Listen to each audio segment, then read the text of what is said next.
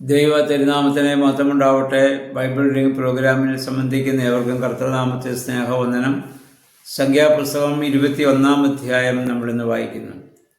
20-ാം അധ്യായത്തിൻ്റെ അവസാനം നമുക്കറിയാം, ഏദോം ദേശത്തോടുകൂടി ഇസ്രായേൽ ജനം പോകാൻ ആഗ്രഹിച്ചു.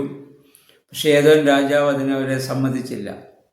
സമ്മതിക്കാതെ വന്നപ്പോൾ ഏദോം ദേശം ചുറ്റി ചെങ്കടൽ വഴിയായി പോകാൻ വേണ്ടി ഇസ്രായേൽ ജനം ഹോർമലയിൽ നിന്ന്, അഹരോൻ അവിടെ മരിച്ചടക്കപ്പെട്ട് നമ്മൾ കണ്ടു, അവിടെ നിന്ന് അവർ യാത്ര ആരംഭിക്കുകയാണ്. ആരംഭിച്ച് അവരങ്ങനെ യാത്ര ചെയ്യുമ്പോൾ ഇസ്രായേൽ ജനം മോശയ്ക്കും ദൈവത്തിനും എതിരായിട്ട് പിറുപിറുക്കുകയാണ്. അഹരോൻ ഇപ്പോൾ ഇല്ല, അഹരോൻ മരിച്ചുപോയി. മോശയ്ക്കെതിരായിട്ട് പിറുപിറുക്കുക എന്നുള്ളത് ദൈവത്തിനെതിരായിട്ട് പിറുപിറുക്കുകയാണ്. കാരണം മോശ പ്രതിനിധാനം ചെയ്യുന്നത് ദൈവത്തെയാണല്ലോ. അപ്പോൾ ദൈവം ഇസ്രായേൽ ജനത്തിൻ്റെ ഇടയിലേക്ക് അഗ്നിസർപ്പത്തെ അയക്കുകയും അഗ്നിസർപ്പം ജനത്തെ കടിക്കുകയും ധാരാളം ജനം മരിച്ചു വീഴുവാൻ കാരണമായി തീരുകയും ചെയ്തു. അപ്പോൾ ഇസ്രായേൽ ജനം മോശയുടെ അടുത്ത് വന്ന് കരയുകയും പ്രാർത്ഥിക്കുകയും ചെയ്തു. ദൈവത്തോട് പറഞ്ഞു, ഞങ്ങളുടെ ശിക്ഷ നീക്കണം.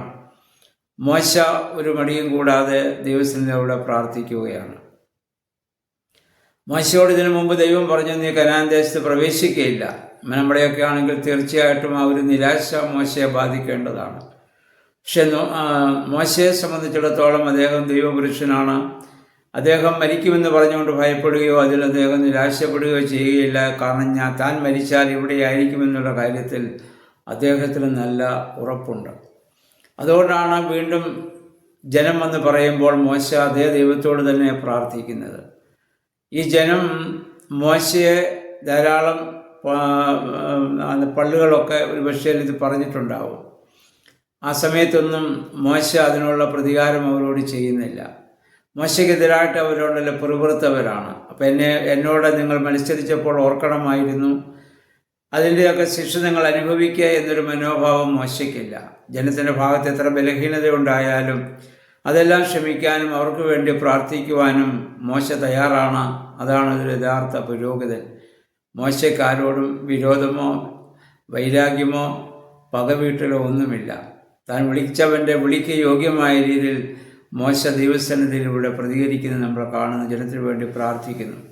മോശയുടെ പ്രാർത്ഥനയെ കേട്ട ദൈവം, മോശയ്ക്ക് ദൈവം ശിക്ഷ വിധിച്ചെങ്കിലും മോശയുടെ ആ മധ്യസ്ഥ ദൈവം ഇവിടെ മാനിക്കുകയാണ്. എന്നിട്ട് ദൈവം ഒരു പരിഹാരം കൊടുത്തു. അഗ്നിസർപ്പത്തിന് പകരം, അഗ്നിസർപ്പം ജനത്തെ കടിക്കുന്നെങ്കിൽ അതിന് പരിഹാരമായി പിതൃസർപ്പത്തെ പാളയനടുവിൽ നീ ഉയർത്തുക.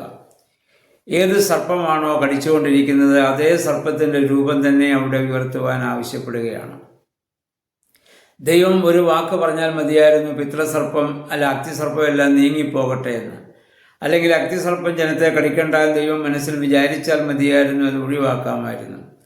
ഇവിടെ നമ്മൾ ശ്രദ്ധിക്കേണ്ടത്, ദൈവം അഗ്നിസർപ്പത്തെ നിലനിർത്തിക്കൊണ്ട് പിതൃസർപ്പത്തെ ഉയർത്തിക്കൊടുക്കുകയാണ് ചെയ്തത്.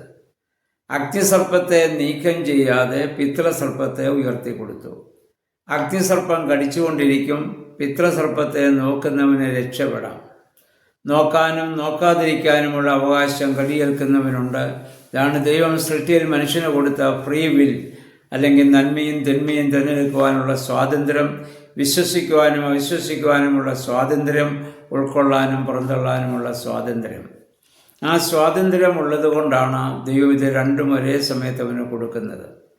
ഇത് എന്തിൻ്റെ സൂചനയായിരുന്നു? യോഹന്നാൻ്റെ സുവിശേഷം 3-ാം അധ്യായം 14-ാം വാക്യത്തിൽ നമ്മുടെ കർത്താവ് പറഞ്ഞു, മോശ മരുഭൂമിയിൽ സർപ്പത്തെ ഉയർത്തിയതുപോലെ മനുഷ്യപുത്രന് ഉയർത്തപ്പെടേണ്ടതാകുന്നു. മോശ മരുഭൂമിയിൽ സർപ്പത്തെ ഉയർത്തിയതുപോലെ മനുഷ്യപുത്രന് ഉയർത്തപ്പെടേണ്ടതാകുന്നു. പ്രിയമുള്ളവരെ, കാൽവറിയിൽ രക്ഷാകേന്ദ്രമായി നമ്മുടെ കർത്താവ് ഉയർത്തപ്പെടാൻ പോകുന്നതിൻ്റെ സൂചനയായി, നിഴലായി പഴയ നിയമത്തിൽ ഇത് സംഭവിക്കുകയാണ്. അതുകൊണ്ടാണ് ഏത് സർപ്പം കടിക്കുന്നുവോ അതിൻ്റെ രൂപം തന്നെ അവിടെ വെച്ചു. ആ സർപ്പത്തെ നോക്കുന്നവർക്കൊക്കെ രക്ഷ പ്രാപിക്കാൻ സാധിക്കും. നോക്കാത്തവന് ആ ദംശനമേറ്റ് അവൻ മരുഭൂമിയിൽ തന്നെ അവന് മരിക്കുകയും ചെയ്യാം. രണ്ടിനുമുള്ള സാധ്യത ദൈവം ഇവിടെ നിലനിർത്തുകയാണ്. ഇന്നും അഗ്നിസർപ്പമായ പിശാച് നമ്മെ കടിച്ചുകൊണ്ടിരിക്കും. രക്ഷയായി പിതൃസർപ്പമായി യേശുക്രിസ്തു കാൽവറിയിൽ ഉയർത്തപ്പെട്ടിട്ടുണ്ട്. ആ ക്രിസ്തുവിലേക്ക് നമ്മൾ നോക്കുമെങ്കിൽ നമുക്ക് ഈ പിശാചിൻ്റെ ആ ദംശനത്തിൽ നിന്ന് രക്ഷപ്പെടുവാനായിട്ട് സാധിക്കും. കാരണം നമ്മൾ ജീവിക്കുന്ന ഭൂമി പൈശാചിക പ്രലോഭനങ്ങളും പ്രകോപനങ്ങളൊക്കെ നിറഞ്ഞതാണ്. പൗലോസ്ലീഹ നേരത്തെ നമ്മൾ ചിന്തിച്ചാണ് പറഞ്ഞതുപോലെ, നന്മ ചെയ്യാൻ ഇച്ഛിച്ചാലും ഇച്ഛിക്കാതെ നന്മ ചെയ്യേണ്ട സാഹചര്യം ഈ ഭൂമിയിലുണ്ട്. എന്നാൽ അതിൽ നിന്ന് രക്ഷപ്പെടാനുള്ള മാർഗം ദൈവം നമുക്ക് കാട്ടിത്തന്നിട്ടുണ്ട്. അതുകൊണ്ട് എഫേസ്യർ 2:8 പൗലോസ്ലീഹ പറഞ്ഞു, വിശ്വാസം മൂലം, കൃപയാലല്ലോ വിശ്വാസം മൂലം നിങ്ങൾ രക്ഷിക്കപ്പെട്ടിരിക്കുന്നത്. അതായത് കൃപ ദൈവത്തിൻ്റെ ഭാഗത്തു നിന്നുള്ളത്, വിശ്വാസം മനുഷ്യൻ്റെ ഭാഗത്തു നിന്നുള്ളത്. ഇത് രണ്ടും കൂടെ കൂട്ടിമുട്ടുന്നിടത്താണ് രക്ഷ സാധ്യമാകുന്നത്. ഇവിടെ വിശ്വാസത്തോടുകൂടി പിതൃസർപ്പത്തെ നോക്കുന്നവനൊക്കെ രക്ഷപ്പെടാം, അല്ലാത്തവനൊക്കെ മരിക്കാം. പ്രിയമുള്ളവരെ, നമുക്കും ഇന്ന് ഈ ഒരു ബോധ്യമുണ്ടാകണം. പകുതി ദൈവത്തിൻ്റെ ഭാഗത്തു നിന്ന്, പകുതി മനുഷ്യൻ്റെ ഭാഗത്തു നിന്നാണ്. ദൈവത്തിൻ്റെ ഭാഗത്തു നിന്ന് രക്ഷയ്ക്കുള്ള മാർഗമുണ്ട്. മനുഷ്യൻ്റെ വിശ്വാസം ആ രക്ഷയ്ക്ക് മുഖാന്തരമായിട്ട് ഇവിടെ ഭവിക്കുകയാണ്. പിന്നെ നമ്മൾ മനസ്സിലാക്കേണ്ടതായ ഒരു കാര്യം, ഇവിടെ എന്തിനാണ് ദൈവം ഈ സർപ്പത്തെ തന്നെ അവിടെ ഉയർത്തി കാണിച്ചത്? സർപ്പമാണല്ലോ കടിക്കുന്നത്. ആ സർപ്പത്തെ തന്നെ ഉയർത്തിയത് എന്തിനാണ്? കാരണം മനുഷ്യ ശരീരത്തിലാണ് പാപം ചെയ്തതെങ്കിൽ കർത്താവ് അതിന് പരിഹാരം കാണുന്നത് മനുഷ്യ ശരീരത്തിൽ തന്നെയാണ്. ഏദനിലെ പാപം നീങ്ങിപ്പോകട്ടെ ദൈവം ഒരു വാക്ക് പറഞ്ഞിരുന്നെങ്കിൽ, അങ്ങനെ മനസ്സിൽ വിചാരിച്ചാലും മതിയായിരുന്ന പാപം നീങ്ങിപ്പോകുമായിരുന്നു. പക്ഷെ ദൈവം അത് ചെയ്തില്ല. മനുഷ്യ ശരീരത്തിലാണ് മനുഷ്യൻ പാപം ചെയ്തതെങ്കിൽ ദൈവം അതേ ശരീരം സ്വീകരിച്ച് അതേ ശരീരത്തിലാണ് അതിന് പരിഹാരം കാണുന്നത്. ഇതിനെപ്പറ്റി നമ്മുടെ സുറിയാനി സഭയുടെ കെംദാ നമസ്കാരത്തിൽ സന്ധ്യാപ്രാർത്ഥന പ്രകാരം ഒരു പാട്ടുണ്ട്.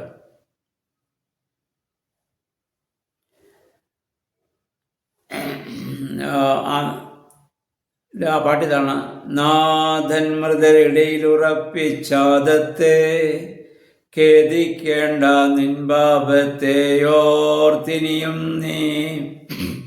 നീ കുറ്റം ചെയ്തതിനല്ലോ ഞാൻ കൊണ്ടടികൾ, ഏതൻ കനി നീ തിന്നതിനാൽ കയ്പും കുടിച്ചേ ഞാൻ, നഗ്നതയാൽ നീലകൾ ചാർത്തി നഗ്നതയോടെന്നെ അവർ തൂക്കി, ഞാൻ ചീന്തിയ രക്തത്താൽ പോയി കോപം താതൻ്റെ. കാൽവറിയിൽ മരിച്ചവനായ കർത്താവ് ഉടനെ പാതാളത്തിലേക്ക് പോയതായി 1 പത്രോസ് 2:3 വാക്യത്തിലൊക്കെ നമ്മൾ വായിച്ചതാണല്ലോ, നമ്മൾ വായിക്കുന്നുണ്ട്. അവിടെ ചെന്ന് ആദമിനെ മരിച്ചവരുടെ ആ ഇടയിൽ നിന്ന് ഉയർത്തെഴുന്നേൽപ്പിച്ചിട്ട് കർത്താവ് അവനോട് പറയുന്നു, നീ ചെയ്ത കുറ്റത്തെ ഓർത്ത് നീ ദുഃഖിക്കണം. നീ കുറ്റം ചെയ്തതിനല്ലോ ഞാൻ കൊണ്ടടികൾ, ഏതൻ കനി നീ തിന്നതിനാൽ കയ്പ് കുടിച്ചേ ഞാൻ, നഗ്നതയോടെ നീ ഇലകൾ ചാർത്തി നഗ്നതയോടെ എന്നെ അവർ തൂക്കി, ഞാനിന്ന് ചീന്തിയ രക്തത്താൽ പിതാവിൻ്റെ കോപം നീക്കപ്പെട്ടിരിക്കുന്നു. അപ്പോൾ പ്രിയമുള്ളവരെ, അതുകൊണ്ട് മനുഷ്യ ശരീരത്തിലാണ് മനുഷ്യൻ പാപം ചെയ്തതെങ്കിൽ ദൈവം അതിന് പരിഹാരം കാണുന്നത് മനുഷ്യ ശരീരത്തിൽ തന്നെയാണ്. പലരും നമ്മളോട് ചോദിക്കാറില്ലേ, നിങ്ങൾ എന്തിനാണ് ഈ ക്രൂശിനെ നിങ്ങൾ ആദരിക്കുന്നത്? യേശുവിനെ കത്തി കൊണ്ട് കുത്തിക്കൊന്നിരുന്നെങ്കിൽ ആ കത്തിയെ നിങ്ങൾ ആദരിക്കുമായിരുന്നു. യേശുവിനെ തോക്കുകൊണ്ട് വെടിവെച്ച് കൊന്നിരുന്നെങ്കിൽ തോക്കിനെ നിങ്ങൾ ആദരിക്കുമായിരുന്നു. യേശു കട്ടിലിൽ കിടന്നാണ് മരിച്ചതെങ്കിൽ കട്ടിലിൻ്റെ രൂപം നിങ്ങൾ നിങ്ങളുടെ കഴുത്തിൽ കെട്ടിവെക്കുമായിരുന്നു. ഒന്നുമില്ല. കാരണം യേശുവിന് മരത്തിൽ മാത്രമേ മരിക്കാൻ സാധിക്കുകയുള്ളൂ. കാരണം മനുഷ്യന് വൃക്ഷഫലം തിന്നാണ് പാപം ചെയ്തതെങ്കിൽ ദൈവം അതിന് പരിഹാരം കാണുന്ന വൃക്ഷത്തിൽ തന്നെയാണ്. 2 കാര്യങ്ങൾ ഞാൻ പറഞ്ഞു. ഒന്ന്, മനുഷ്യൻ പാപം ചെയ്ത് മനുഷ്യ ശരീരത്തിലാണെങ്കിൽ അതിന് പരിഹാരം മനുഷ്യ ശരീരത്തിലാണ്. അതിനാണ് ദൈവം വന്ന് മനുഷ്യ ശരീരം സ്വീകരിച്ചത്. മനുഷ്യൻ പാപം ചെയ്ത് വൃക്ഷഫലം തിന്നാണെങ്കിൽ ദൈവം അതിന് പരിഹാരം കാണുന്ന വൃക്ഷത്തിൽ തന്നെയാണ്. അതുകൊണ്ട് യേശുവിന് ക്രൂശിൽ മാത്രമേ മരിക്കാൻ സാധിക്കുകയുള്ളൂ. ഈ സത്യം നമ്മൾ മനസ്സിലാക്കിയിരിക്കേണ്ടതാണ്. അപ്പം അതുകൊണ്ടാണ് ഇവിടെ പിത്തളസർപ്പം, അതായത് അഗ്നിസർപ്പം ജനത്തെ കടിച്ചപ്പോൾ പിത്തളസർപ്പത്തെ ഉയർത്തുവാൻ ഇവിടെ ആവശ്യപ്പെടുന്നത്. ഇന്നും പാപമാകുന്ന പിശാചാകുന്ന അഗ്നിസർപ്പം നമ്മളെ കടിച്ചുകൊണ്ടിരിക്കും. പൈശാചികമായ പാപം ചെയ്യാൻ നമ്മളെ പ്രലോഭിപ്പിക്കും. എന്നാൽ പിത്തളസർപ്പമായ ക്രിസ്തുവിൽ നാം വിശ്വാസത്തോടെ നോക്കുന്നെങ്കിൽ ഈ അഗ്നിസർപ്പത്തിൽ നമുക്ക് രക്ഷപ്പെടുവാൻ സാധിക്കും. മറ്റൊരു കാര്യം കൂടി ഓർമ്മപ്പെടുത്തുവാനുള്ളത്, നമുക്കറിയാം പ്രായമുള്ളവർക്ക് മാത്രമേ വിശ്വാസത്തോട് നോക്കാൻ സാധിക്കത്തുള്ളൂ. അവരുടെ ഇടയിൽ കൊച്ചുകുട്ടികളുണ്ട്, ഗർഭസ്ഥ ശിശുക്കൾ വരെയുണ്ട്. അവരൊക്കെ എങ്ങനെയാണ് രക്ഷപ്പെട്ടത്? മാതാപിതാക്കളുടെ വിശ്വാസത്താലാണ്. ആ കുട്ടികളെ ഇങ്ങനെ പിതൃസർപ്പത്തേക്ക് എടുത്ത് ഇങ്ങനെ ഉയർത്തിക്കൊണ്ട് മാതാപിതാക്കൾ അതിനെ നോക്കി വിശ്വാസത്തോടെ അവർ ഏറ്റുപറഞ്ഞിട്ടുണ്ടാകും. അങ്ങനെയാണ് കുട്ടികൾ അന്ന് രക്ഷപ്പെട്ടത്. പുതിയ നിയമത്തിലും ക്രൈസ്തവൻ്റെ കുഞ്ഞുങ്ങൾക്ക് ശൈശവ പ്രായത്തിലെ സ്നാനം നൽകുവാനും അവരെ ദേവാലയത്തിൽ കൊണ്ടുവരാൻ നമുക്ക് സാധിക്കുന്നത് കൊണ്ടാണ്. മാതാപിതാക്കളുടെ വിശ്വാസത്തിൽ അവർ വളർത്തപ്പെടുന്നു എന്നുള്ളത് കൊണ്ടാണ്. ഈ സത്യങ്ങളൊക്കെ ഈ വേദവുമായി, ഈ വേദഭാഗവുമായി ബന്ധപ്പെട്ട് നമുക്ക് ചിന്തിക്കുവാനും മനസ്സിലാക്കുവാനും നമുക്ക് ഇത് സാധിക്കട്ടെ. അതിനുശേഷം നമ്മൾ മുന്നോട്ട് 10 മുതലുള്ള വാക്യങ്ങൾ വായിക്കുമ്പോൾ മോവാബ്യരെ, അമ്മോന്യരെ ആ ദേശത്തോടൊക്കെ ഇസ്രായേൽ ജനം കടന്നു പോവുകയും അവരൊക്കെ ഇസ്രായേലിനോട് യുദ്ധം ചെയ്യുകയും ദൈവം അവർക്ക് വേണ്ടി യുദ്ധം ചെയ്ത് ഇസ്രായേൽ ജനത്തെ അവിടെ നിന്ന് സംരക്ഷിക്കുകയും ചെയ്യുന്നതായി നമ്മൾ കാണുന്നുണ്ട്. അവരുടെ ജീവിത സാഹചര്യങ്ങളിൽ പലപ്പോഴും ദൈവത്തോട് അവർ മറുതലിക്കുമെങ്കിലും, അവർ പിറുവിറുക്കുമെങ്കിലും, ശിക്ഷിക്കപ്പെടുമെങ്കിലും ദൈവം അവരെ സംരക്ഷിക്കും. കാരണം ദൈവത്താൽ വിളിക്കപ്പെട്ട, തിരഞ്ഞെടുക്കപ്പെട്ടതായ ഒരു ജനസമൂഹമാണത്. അവരെ നിലനിൽക്കേണ്ടത് ദൈവത്തിൻ്റെ ആവശ്യമാണ്. അതുകൊണ്ട് ദൈവം അവരെ സംരക്ഷിക്കുന്നത് നമ്മൾ കാണുന്നുണ്ട്. നമ്മൾ ജീവിക്കുന്ന ഭൂമി മാനുഷിക ബലഹീനതയാലും സാഹചര്യ സമ്മർദ്ദങ്ങളാലും പൈശാചിക പ്രലോഭനങ്ങൾക്കും പ്രകോപനങ്ങൾക്കും ഒക്കെ വിധേയപ്പെട്ട് പാപം ചെയ്യാൻ സാധ്യതയുണ്ടെങ്കിലും അനുദപിക്കാൻ നമുക്കൊരു മനസ്സുണ്ടെങ്കിൽ ദൈവം നമ്മെ രക്ഷിക്കുമെന്ന് നമ്മൾ ഇതുമായി ബന്ധപ്പെട്ട് നമ്മൾ ചിന്തിച്ച് മനസ്സിലാക്കുക. ഇന്നത്തെ ഈ 21-ാം അധ്യായത്തിലെ ഈ പിതൃസർപ്പത്തിൻ്റെ, ഈ അഗ്നിസർപ്പവും പിതൃസർപ്പവും അതുമായി ബന്ധപ്പെട്ട് നമ്മുടെ ജീവിതത്തെ കുറിച്ച് ചിന്തിക്കുവാനും അതനുസരിച്ച് ദൈവസന്നിധിയിൽ സമർപ്പിക്കുവാനും നമുക്കിടയാകട്ടെ. സർവശക്തനായ ദൈവം എല്ലാവരെയും സഹായിക്കുമാറാകട്ടെ.